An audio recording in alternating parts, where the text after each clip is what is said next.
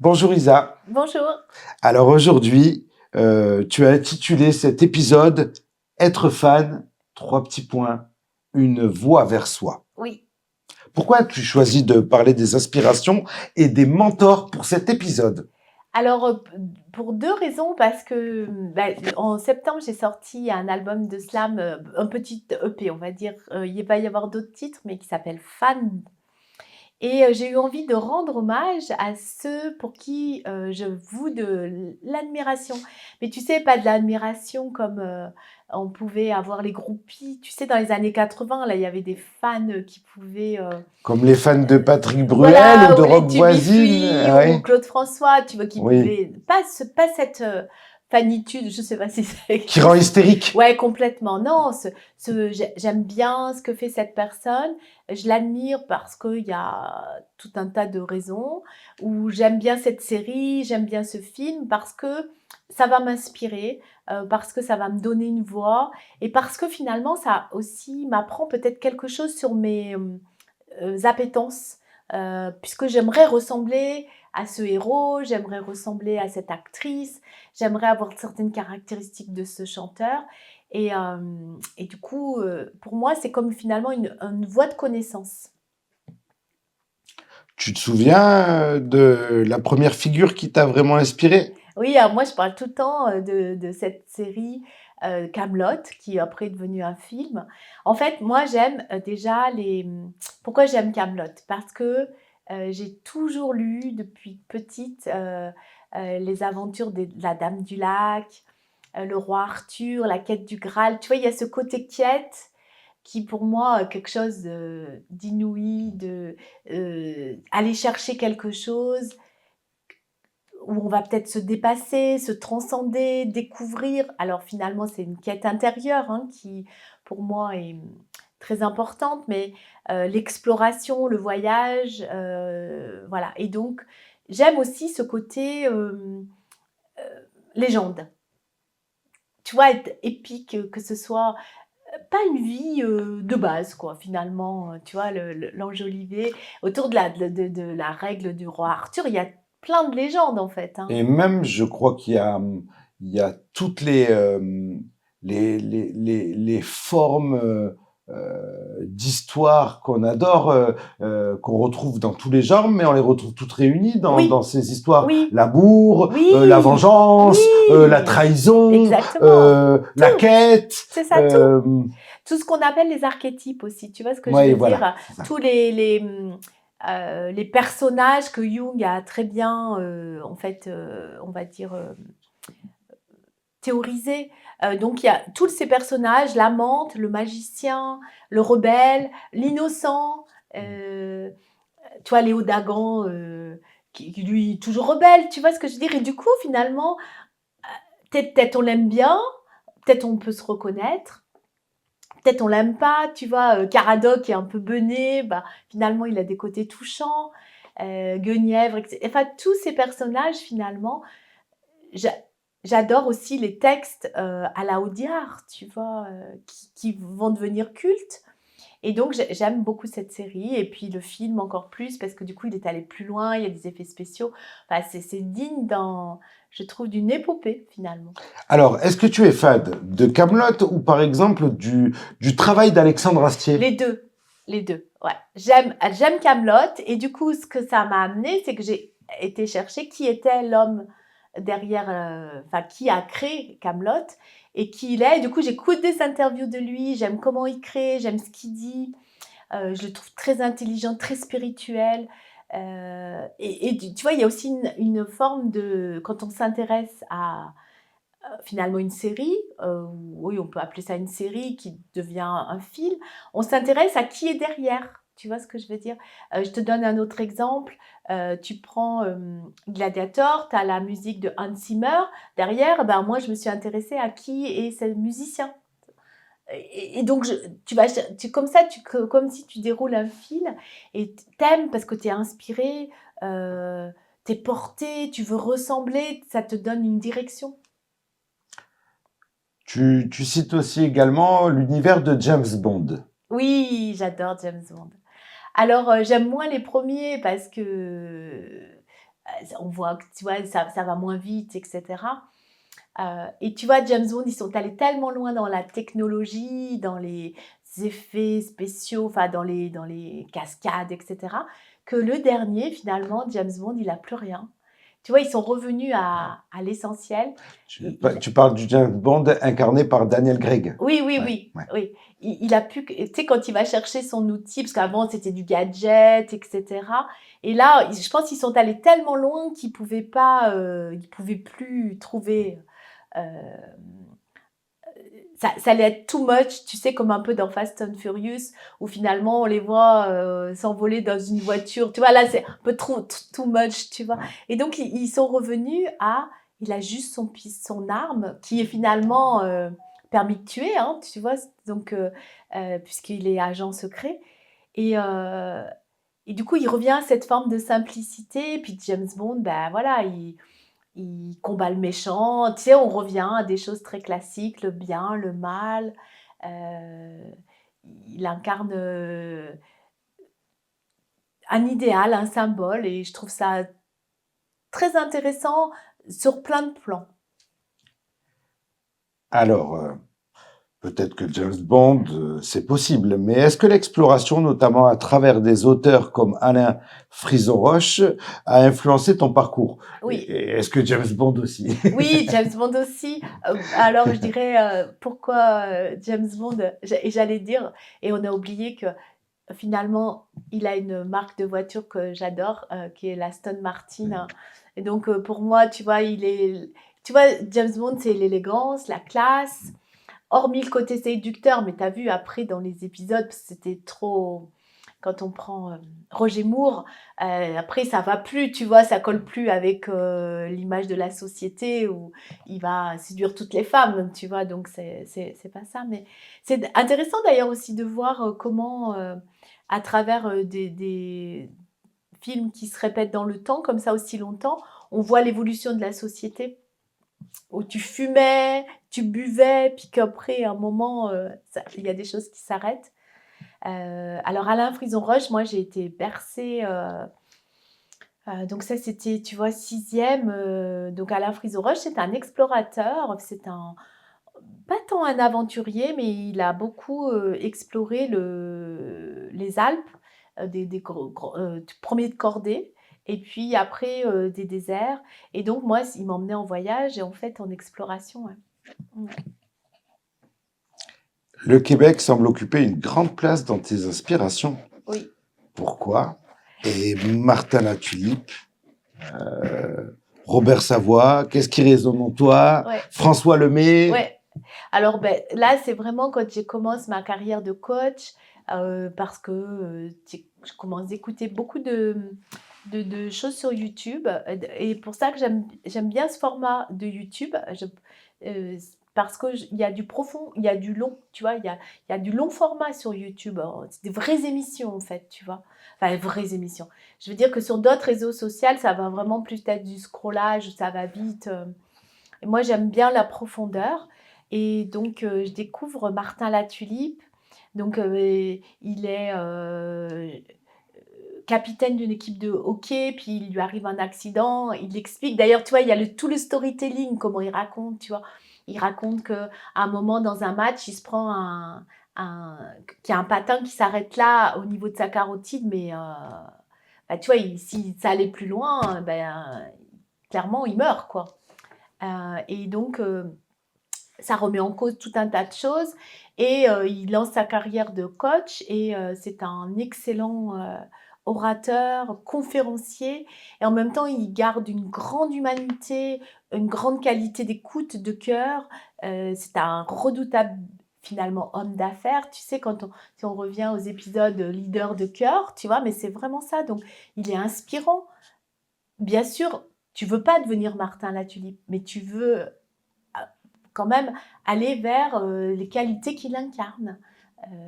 Il a créé une grande communauté et puis il a, dans le tout début on va dire de l'accompagnement sur Internet, il a créé tout comment dirais-je, un univers de l'accompagnement. Et pour moi, donc, c'est un grand mentor.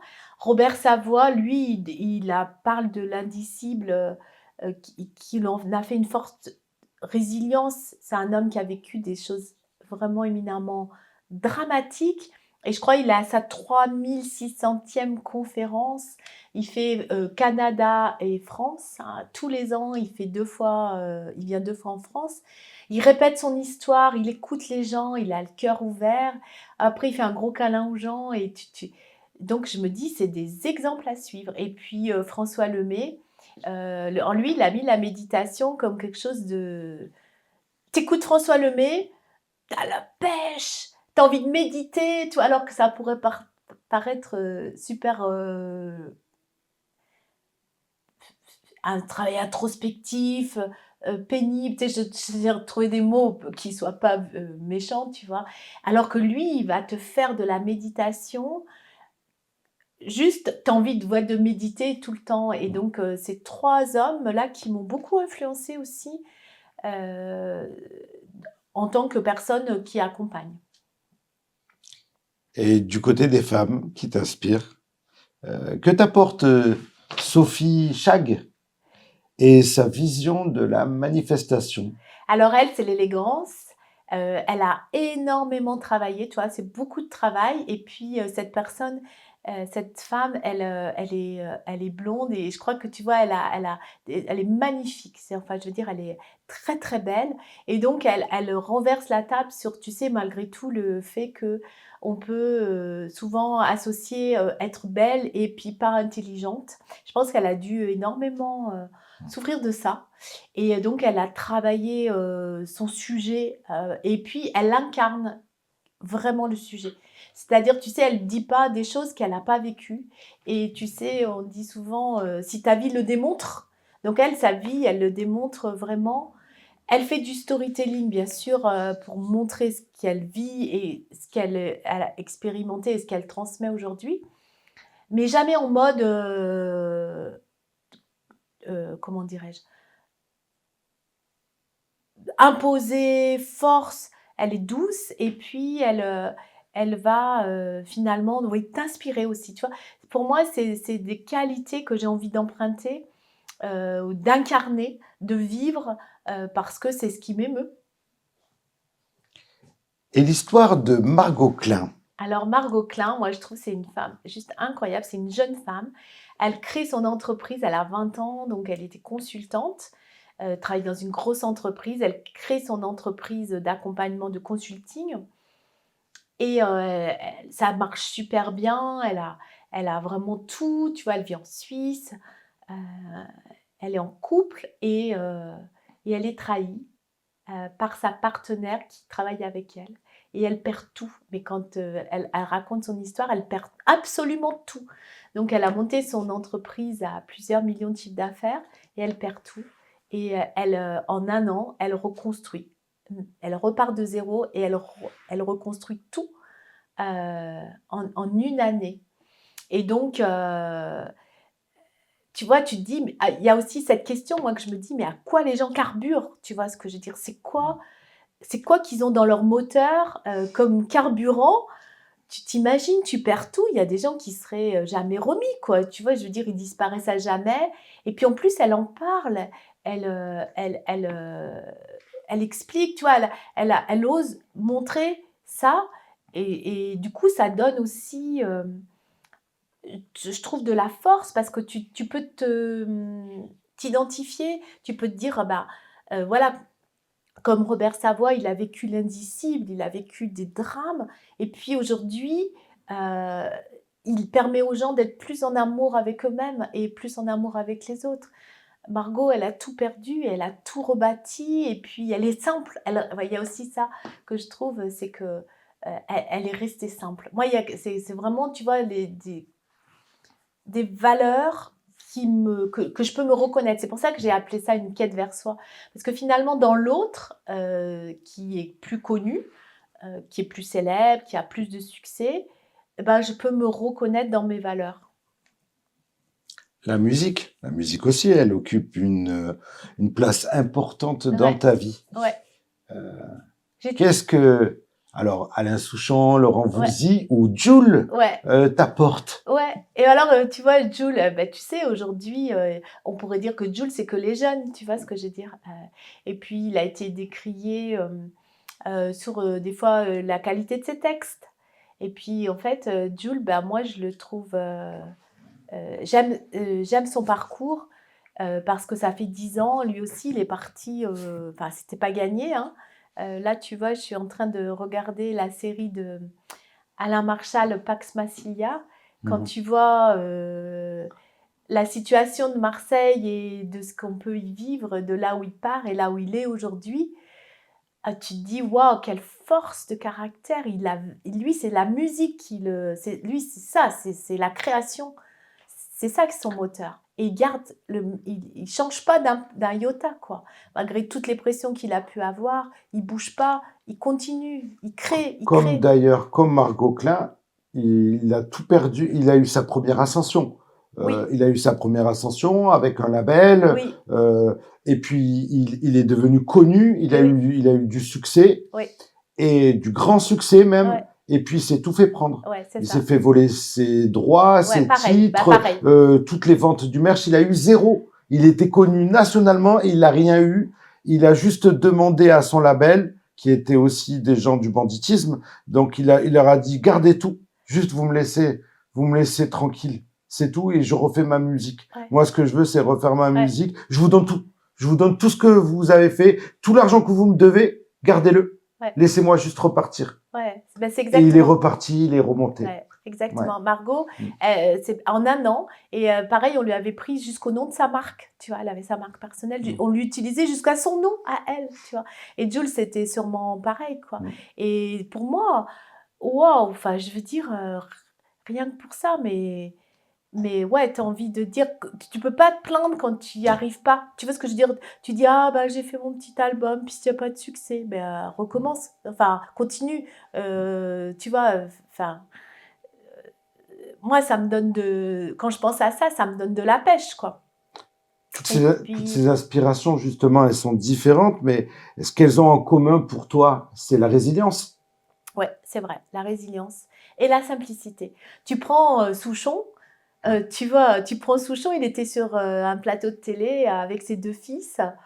En fait, il a ses deux fils qui sont fans de lui et qui expliquent des choses sur sa carrière. Tu vois que lui-même, bah oui, c'est normal, tu vois. Et il est là, il est en jean avec son pull. Je trouve ça juste extraordinaire. Pour moi, c'est,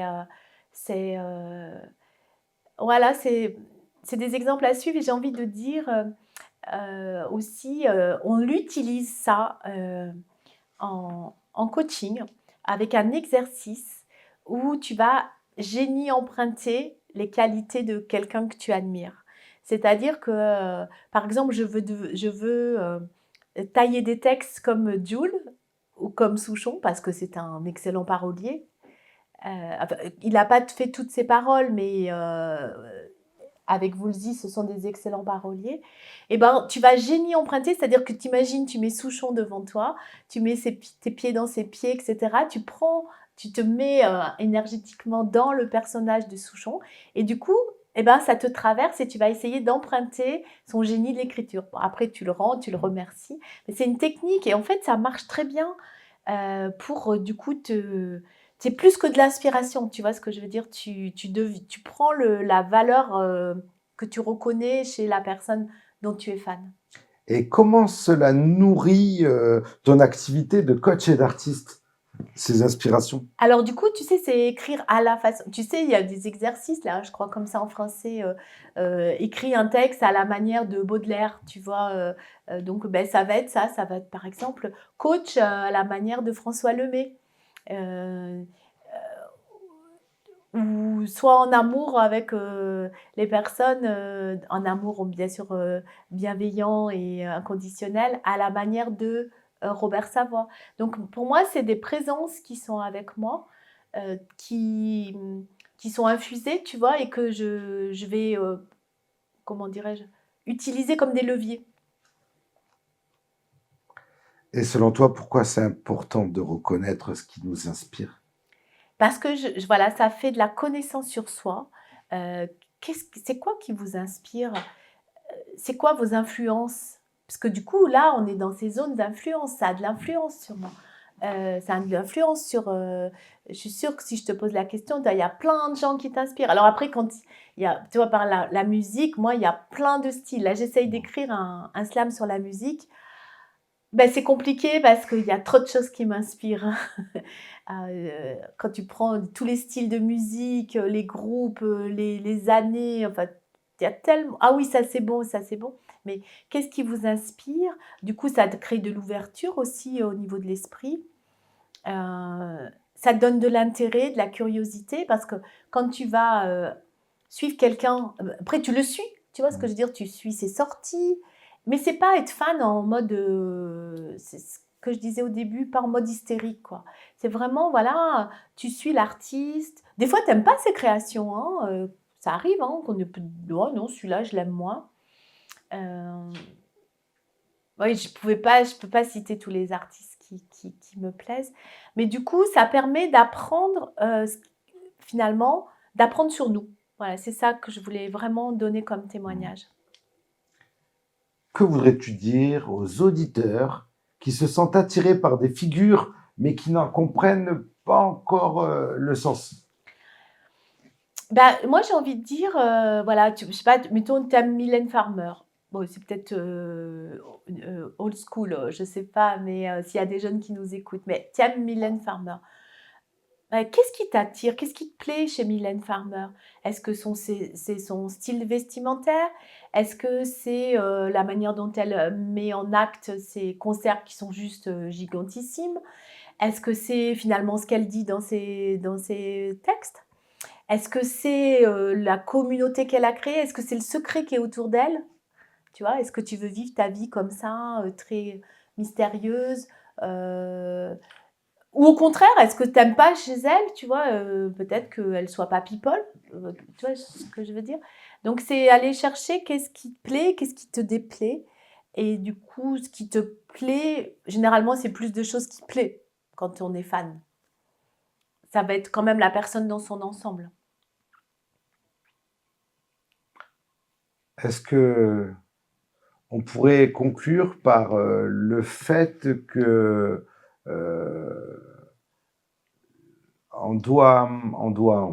c'est pas un bon mot. Est-ce que c'est pas ce qu'il y a de plus finalement savoureux dans la vie des relations, des rencontres humaines, d'être inspiré finalement, parce que Ah oui. être fan finalement, est-ce que c'est puiser de l'inspiration dedans? Des fois, Ah c'est oui. de l'inspiration méta, peut-être juste par les Oui, causes, les oui, thèmes oui, abordés par tel ou tel oui. artiste. Oui, oui, oui, je suis d'accord. Pour moi, c'est, tu vois, pendant que tu posais ta question, j'étais en train d'élaborer. Est-ce qu'il y a des gens qui sont fans de personnes? Tu vois? Ouais. Alors là, pour moi, ça serait comme, Ce serait triste, ouais, non? c'est Parce que ça. admirer, c'est une superbe Ouais, émotion, avoir de oui, l'admiration pour un projet, oui, une œuvre une équipe. ou un artiste, ou ce qu'a Ouais, fait une personne, ouais, ou son parcours, ouais, ou c'est sa ça. vie, Ou son histoire. son Gandhi, histoire. tu Oui, vois, par oui. exemple, voilà.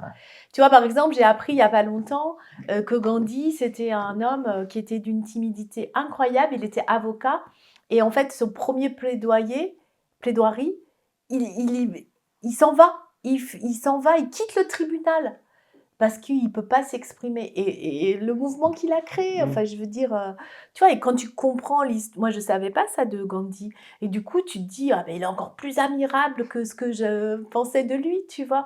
Donc c'est pour ça qu'aussi tu vois, on étudie, les Marc Aurèle, les de Aristote, enfin des gens qui ont marqué, Marie Curie, des gens qui par leur invention, les embûches qu'ils ont rencontrées, les défis qu'ils ont eus, leurs réussites, leurs échecs, comment ils s'en sont sortis. C'est comme, la quête du héros quoi finalement. Que ce soit donc, vrai, avec des histoires ou que ce soit, romancé comme, Kaamelott. Finalement, nous, Ouais. on est le héros de notre histoire et du coup, ça nous donne des pistes aussi.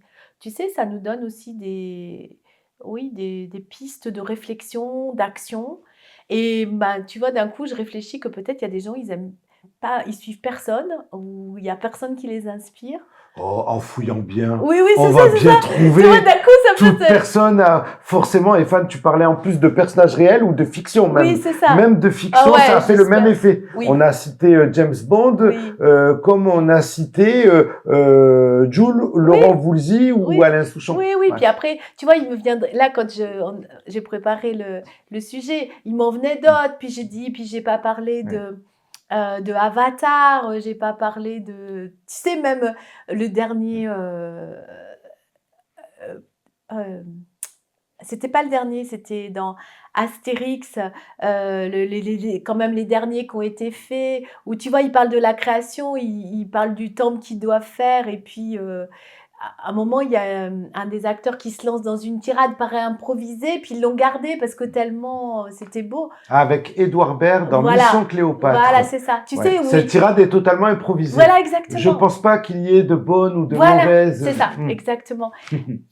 Donc c'est vrai que je pense qu'il y a pas de pour les plus anciens, on pourrait penser à Romy Schneider et cetera. Enfin, moi je me dis: «Mais il y a tellement de variétés d'inspiration que peut-être le conclusion, ça serait de dire, prenez les 5 films ou livres ou personnages qui vous inspirent et mettez pourquoi ils vous inspirent. Qu'est-ce que vous trouvez bien chez eux et sûrement que ça va résonner en vous pour vous.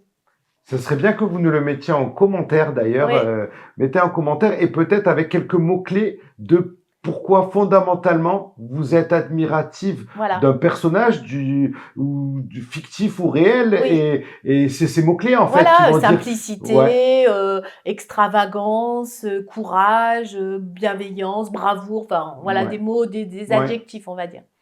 Ça serait chouette, ouais.